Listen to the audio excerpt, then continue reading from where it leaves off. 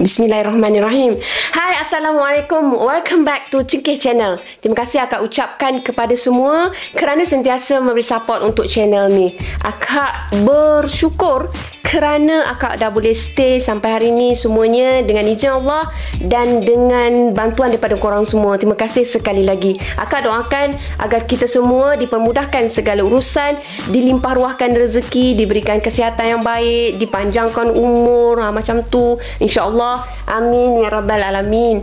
Hari ni akak nak kongsikan dua kisah seram, tapi seram dia agak berlainan sikit sebab kisah kali ni dia berkaitan dengan macam sihir lah, orang kata macam tu lah kan. So kalau korang nak tahu dua kisah tersebut, jom korang stay dengan akak. Jom. Bismillahirrahmanirrahim. Qul a'udhu birabbin nas, malikin nas, ilahin nas, min syarril waswasil khannas, alladhi yuwaswisu fi sudurin nas, minal jinnati wan nas.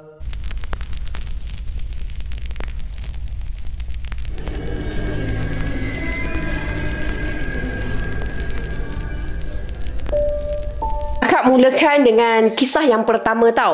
Kisah yang pertama ni bertajuk Busung Katak. Kisah ni kisah benar yang ditulis oleh Muhammad Faizul Lizam Zamani.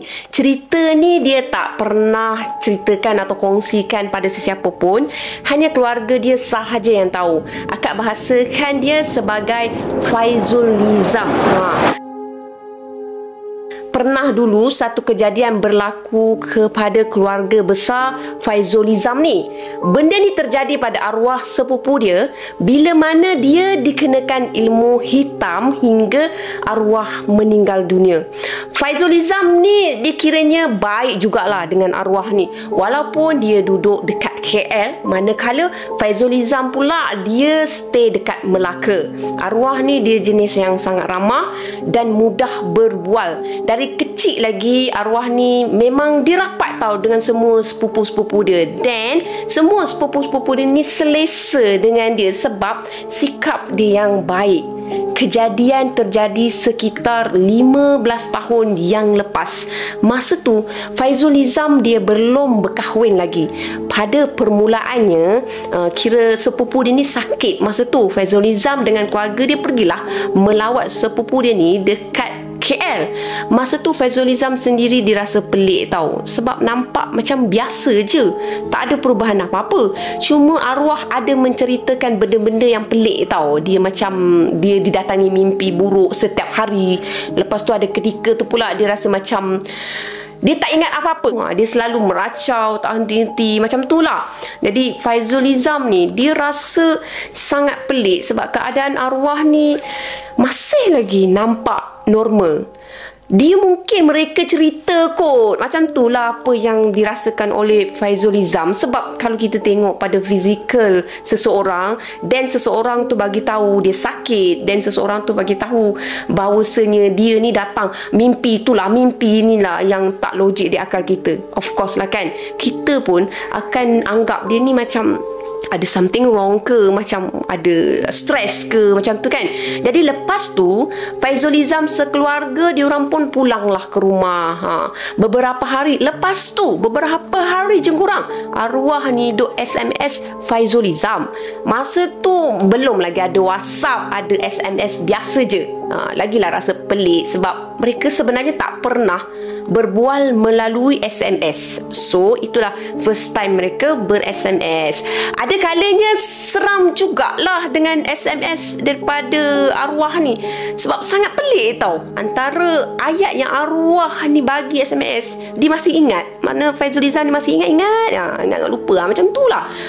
Dia punya ayat dia bunyi dia macam ni: "Jak bangah, benda tu datang balik." Imaginekan korang, "Jak bangah, benda tu datang balik. Benda apa? Ayat tu keluar masa Faizul Izam tengah duk melayan dia mengaduh sakit, sambil-sambil dia bagi tahu sakit kan.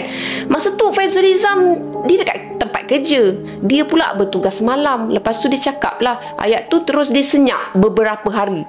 Sakitnya bangah, Ira dah tak boleh tahan dah ni, kata Ira. Sepupu dia tu nama dia Ira.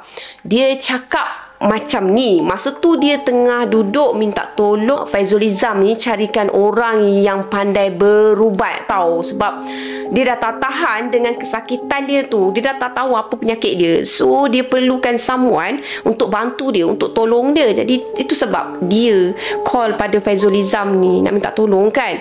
Manalah tahu Faizul Izam ni kenal ke siapa-siapa kan, someone. Lepas tu perbualan Faizul Izam dengan dia ni tak adalah hari-hari. Ada masanya juga. Dalam hati Faizul Izam dia terfikir macam-macam tau. Sampai ada masanya dia terfikir budak Ira ni dah hisim ke apa. Tiba-tiba lah badan tu sihat, okey. Lepas tu nak berubat lah apa semua kan. Macam dah naik hisim, macam tak betul kan. Cara perbualan Ira memang agak pelik. Itulah sebabnya kenapa Faizul Izam ni dia rasakan Ira ni macam hisim tau. Hati Faizul Izam dah mulalah berbolak balik masa tu. Nak percaya ke, tak nak ke, nak tolong ke, tak nak ke, macam tu lah. Beberapa hari lepas kali terakhir Ira mesej dia, lepas tu lebih kurang 2 bulan lah lepas kali terakhir tu, dia pergi melawat Ira dekat KL. Ira mesej Faizul Izam nak bagi tahu bahawasanya dia dah berada dalam keadaan tenat. Terperanjat lah Faizul Izam masa tu. Dia pun terfikirlah untuk berbincang dengan ayah dia. Dia nak bagi tahu bahawasanya Ira sebelum ni ada minta tolong sekian-sekian apa semua kan. So belum sempat lagi dia nak bagi tahu pada ayah dia. Ayah dia kata arwah dah tenat. Ayah dia pun cepat-cepatlah ajak pergi melawat arwah ni. Masa tu barulah Faizul Izam tahu keadaan Ira. Sebab yang bagi tahu tu bapa arwah, mana bapa saudara dia lah. Dia bagi tahu kepada ayah Faizul Izam. So Faizul Izam bagi tahu dekat ayah dia, apa kata kita carikan orang untuk berubat. Sebab Ira ni selalu mengadu dekat dia. Simptom-simptom di sihir tu memang Faizul Izam dah yakin sangat. So memang cara yang terbaik adalah dengan berubat. So nak dijadikan ceritanya, mereka decide untuk pergi melawat dahulu, untuk tengok dulu macam mana keadaan masa tu. Sampainya mereka di sana, Faizul Izam ni dia sangat-sangat terperanjat dengan keadaan arwah. Korang, rupa Ira dah tak serupa diri dia tau. Dah serupa macam hantu. Rambut habis seluruh. Kurus kering dari paras atas perut sampai ke atas. Perut pula lebih besar dari bantal. Dah macam orang Afrika kebuluran. Kulit perut dia sangat terik. Lepas tu penuh dengan berurat hijau. Kita boleh imagine lah kan kesakitan dia. Sebab perut dia tu dah macam dah tegang sangat tau. Manakala dari pinggang ke kaki, untuk dah macam kaki gajah tau. Bila kita tekan kaki dia dengan jari, 1 ke 2 cm jari kita tenggelam masuk. Semacam ada air yang banyak tau dalam badan dia tu. Arwah masih boleh duduk walaupun lemah. Masa tu dia masih lagi mampu berbual. Bila Faizul Izam dengan keluarga dia ni datang, Ira sanggup tau duduk sampai mereka balik. Sanggup dia hormat pada tetamu yang datang. Dia layan juga walaupun hakikatnya dia sedang menahan sakit tau. Dari raut wajah Ira, kita semua boleh faham dan boleh tahu Ira memang sedang menanggung siksa yang tak boleh nak diluahkan. Pada awalnya Faizul Izam sendiri merasakan Ira tu macam hising, tapi hakikatnya kesakitan dia hanya dia yang tahu. Lemah lembut je Ira, dia menerangkan sakit dia, sakit yang ditanggung. Sedih korang, tergamaknya orang yang melakukan kekejaman macam ni. Ira cuba juga untuk senyum, walaupun jelas dia memaksa diri. Macam mana nak stay kuat, nak stay senyum dalam keadaan menahan sakit. Akak rindukan seorang kakak yang memang akak rapat. Bukan kisah ni, tapi kakak tu juga mengalami perkara yang sama sehingga meninggal tau. Kata arwah, dia kerap dihantar ke hospital. doktor akan masukkan tiup ke dalam kaki dia untuk keluarkan air. Sekali doktor buat macam tu, 3 ke 4 baldi korang, air yang sangat busuk akan penuh. Balik je rumah, besok lusa dah bengkak balik pada kaki dia saiz yang sama. Aduhai, ngilu rasanya kalau kita tengok, ngilu bila dengar ayat daripada arwah tu. Mungkin ada yang duk fikir perut buncit ni sebab penyakit hati. Salah. Pihak hospital langsung tak tahu arwah ni sakit apa, tak dapat nak detect penyakit arwah ni. Malah kalau kita tengok kulit arwah langsung tak ada kekuningan, tapi pucat lesi, serupa mayat. Macam tu je. Balik je ke Melaka, Faizul Izam ni dia pergi jumpa dengan orang yang arif lah, dengan bab-bab macam ni kan. Kita of course lah akan nak beritahu, kita kena tuju pada yang betul-betul arif bab-bab macam ni, sihir semua. Niat dia nak bawa orang yang arif ni ke KL, dia nak bantu Ira. Tapi disebabkan orang tu sibuk dengan pesakit lain, terpaksalah Faizul Izam tu hutun. Orang tu dia bagi tahu Faizul Izam bahawasanya mungkin Iran dah terkena busung katak tau. Mengikut apa yang dia terangkan mengenai keadaan arwah ni lah, macam tu lah. Kata orang tu, sihir ni menggunakan katak yang telah dijampi lalu diikat pada perut katak tu. Jalan penyelesaian dia nak sembuh, kena cari katak tu yang disorok entah dekat mana. Mana kita nak jumpa benda tu? Siapa yang buat pun kita memang tak tahu. Jumpa je katak tu, sihir tu akan berbalik pada si penghantar. Wallahualam lah. Kalau diikut pada yang Arif tu cakap macam tu lah, wallahualam kan. Itu pun kita percaya dengan tak, tapi itulah kita ikhtiar dengan cara Islam, dengan cara yang betul, insya-Allah. Faizul Izam pun dia tunggulah orang tersebut, orang Arif tu bagi dia green light, on, maknanya boleh pergi KL. So dia nak bawa lah cepat-cepat pergi KL kan, dia usaha juga. Tapi perancangan Allah itu lebih agung dari segala yang ada tau. Allah maha besar. Selang seminggu, kalau tak silap lah, dia dapat perkabaran arwah dah pun tak ada, dah meninggal dunia. Mereka sekeluarga tak tunggu lama dah untuk pergi menziarahi arwah. Kecewa juga sebab tak sempat tau dia nak tolong arwah. Sampai je sana, dia tengok jenazah arwah dah jadi kurus kering kan, busung dekat kaki dia yang untut tu, apa semua perut yang besar tu, lepas tu kaki dia bengkak betul, semua dah hilang, semua dah tak ada korang. Dia dah jadi macam diri dia, tapi cuma bezanya dia terlalu menahan sakit. Itulah dia jadi kurus kering. Lepas tu masa tu ada darah kering tau dekat hidung arwah. Of course lah dia menahan sakit kan. Kata bapak dia, darah tu kerap dilap lah, tapi stay keluar juga. So diorang kena teruskan pengumian apa semua, mandikan semua kan. Sebablah hati Faizul Izam masa tu, dia duduk dekat sisi perbaringan arwah ni, berulang kali dia baca surah Yasin dari sepanjang jemaah menguruskan jenazah sampailah selesai. Hati dia memang betul-betul sedih tau. Semasa memasukkan arwah ke liang lahat, dialah yang sambut kepala arwah masa tu. Tersangatlah ringan, mungkin sebab badan dia yang sangat kurus. Dialah yang buka ikatan kafan dan dialah yang suakan tanah pada muka arwah. Dia tengok tau, darah memang masih stay mengalir. Mata arwah sedikit terbuka. Dia cuba nak betulkan tapi tak boleh pada masa tu. Then pakcik mengali kubur bagi tahu, biarkan, tak apa. Mungkin arwah tengah melihat syurga depan mata dia. Sebab Faizul Izam bila dengar pakcik tu kata macam tu, harap-harapnya betul lah apa yang dikatakan pakcik tu. Semoga syurga lah buat dia. Faizul Izam bacakan Al-Fatihah. Lepas dia cakap, rehatlah Ira, biar Allah sahaja yang balas orang yang buat Ira sampai macam ni. Abangah minta maaf tau, sebab abangah tak sempat nak bantu Ira. Sedih runtun hati dia. Dia sedih, dia marah masa tu, bercampur bau. Sepupu dia ni disenangi dengan sikap dia ramah, dengan budi pekerti yang baik.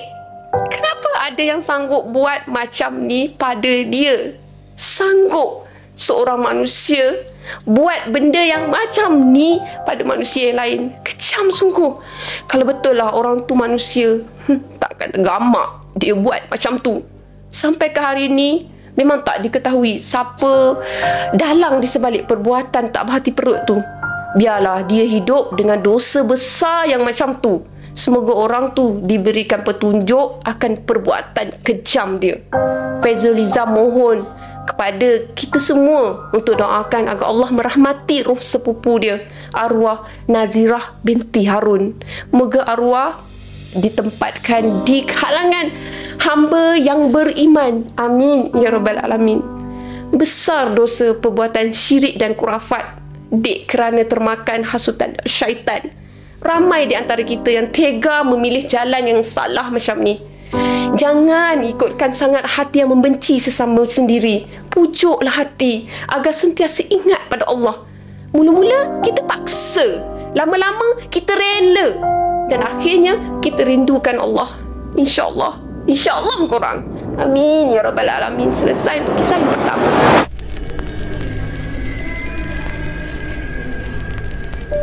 Akak teruskan dengan kisah yang kedua. Kisah yang kedua ni masih berkisarkan tentang busung, tapi akak tak sure busung apa. Bukan tak sure, tapi akak tak tahu busung apa sebab tak dinyatakan. So kisah dia macam ni. Seseorang ni dia telah mengimbau kembali kejadian yang sentiasa segar dalam minda dia sejak 15 tahun yang lalu. Kejadian tu berlaku di Melaka tahun 2003. Mak Oji merupakan makcik kesayangan penulis ni. Akak gelarkan penulis ni sebagai Lisa, bukan nama sebenar. Mak Oji ni dia makcik yang paling rapat dengan Lisa. Memandangkan perwatakan dia dengan Lisa agak ganas, agak lincah. Sama kan, diorang mempunyai perwatakan yang sama, membuatkan mereka ni sangat rapat. Kehidupan Mak Oji ni sempurna di mata Lisa tau. Mak Oji ni dia ada suami yang penyayang, anak lelaki Lok, nama dia yang bijak dan agak manja. Manja mungkinlah sebab jarak usia Lok dengan adik dia yang agak jauh. Sebenarnya Mak Oji pun tak sangka bersalin lagi lepas Lok. Semuanya biasa-biasa je sehingga Jun 2003. Secara tiba-tiba Mak Oji jatuh sakit. Bermula dari demam. Kemudian beralih kepada sakit perut. Dari mula ambil cuti sakit sehinggalah terpaksa berhenti kerja. Dari klinik swasta sehinggalah hospital kerajaan. Mak Oji ulang alik sejak dari jatuh sakit tu. Macam-macam kaedah digunakan, tapi tak dapat mengenal pasti sakit yang dialami oleh Mak Oji. Apa yang pasti, hari ke hari perut Mak Oji semakin membesar. Doktor dia terpaksa tebuk, tapi yang keluar pada masa tu hanya air dalam perut. Perut masih stay membesar walaupun dah keluarkan air tu. Malah keadaan Mak Oji semakin teruk. Mak Oji dia masih biasa-biasa orangnya peramah. Mak Oji masa tu hanya boleh menanggung sakit tau. Kurus kering, cengkung tau.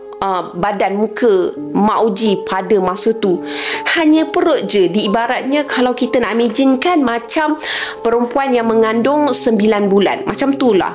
Atas saranan daripada pihak hospital sendiri, Lisa sekeluarga ni dia bawa balik Mak Oji balik ke rumah. Sebab mereka sebenarnya dah buntu nak fikirkan jalan penyelesaian untuk sakit Mak Oji ni. Hospital pun tak boleh nak beri, orang kata nak decide kan tu sakit apa kan. So nak diteruskan stay dekat hospital pun buat itu tak kena, buat ini pun tak kena. Jadi tak ada kesudahan. So bila balik bincang, keluarga sepakat untuk menggunakan kaedah perubatan Islam. Dekat sinilah segalanya terhurai. Sebelum ni Mak Oji dia hanya menahan sakit, tapi sejak ustaz dipanggil untuk mengubati dia mula meracau-racau. Akhirnya suami Mak Oji dia buka cerita. Satu hari Mak Oji ni tanpa sengaja, tak sengaja memarahi anak jiran dia. Sebab anak jiran dia ni buang sampah plastik snack je ke laman rumah dia. So dia marah. Mungkin kerana perkara tersebut telah banyak kali berlaku. Lepas tu Mak Oji ni dia hilang sabar pada hari tu. So dia pun marah dengan mengeluarkan kata-kata yang tak elok. Jadi masa tu Mak Oji dia keluarkan kata macam ni. Dasar. Bukanlah intonasi macam tu sebab dia tulis macam tu kan. Dasar. Macam tu lah. untuk pengetahuan semua, jiran Mak Oji ni dia seorang guru. Guru tu dia berkahwin dengan wanita daripada orang asli.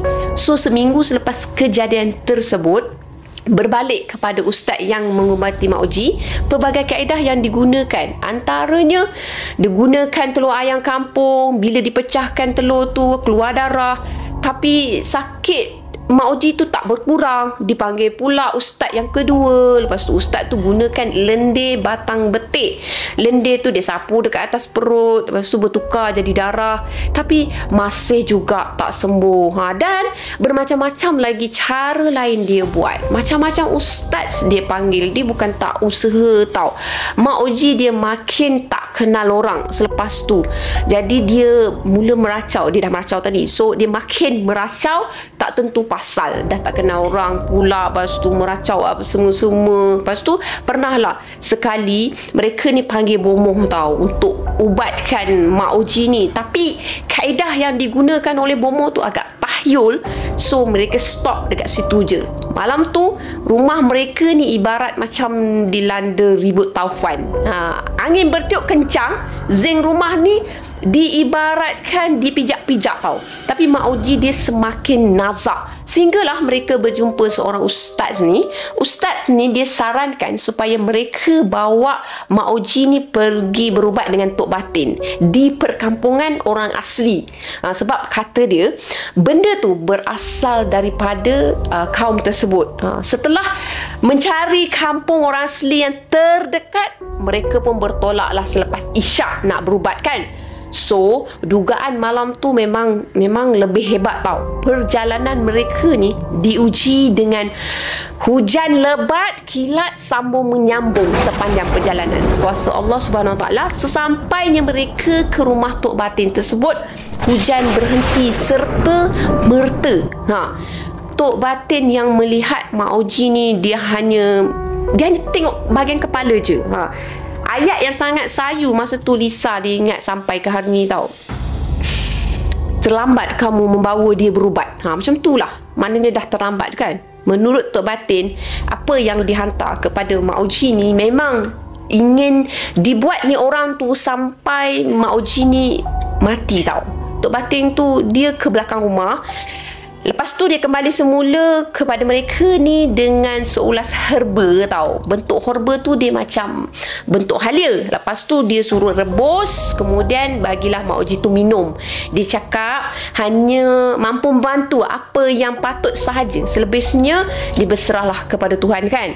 So Lisa dia ingat lagi pada hari Jumaat tu, tiba-tiba lah pagi tu Mak Oji dia suruh Lisa dengan yang lain-lain tadah air.